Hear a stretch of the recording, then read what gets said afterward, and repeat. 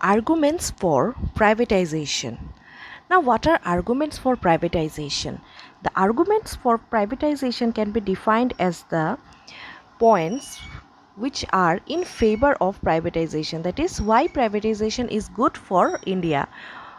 So, the reasons for which privatization was good for the Indian national are poor performance of public enterprises. So, before the concept of privatization, we were seeing that there was very much lack of performance in the public sector enterprises. In view of the poor performance of this PSUs, public sector has become an economic burden on the national economy. As a result of which, the government thought that for privatizing the may result in better performance from the industries and other sectors. Number 2, rising budget deficits.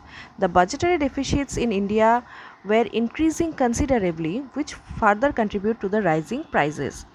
As a result of this, for and also for reducing the various budget deficits, the scope of public sector should be contracted and that of private sector should be expanded.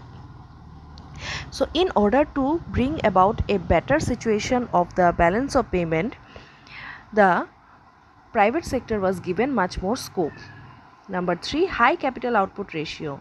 So, the capital output ratio in the economy has been increasing, particularly for the public sector. So, it is likely to increase further. High capital output ratio in the public sector demands privatization.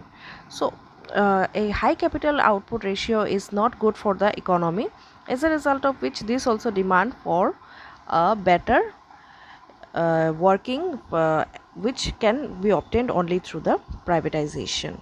In short, we can say that private enterprises are more motivated by profit.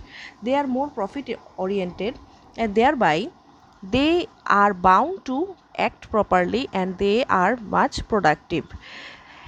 This avoids the wastage of resources, and thereby economy is expected to grow at a much greater efficiency and productivity under the scope of privatization.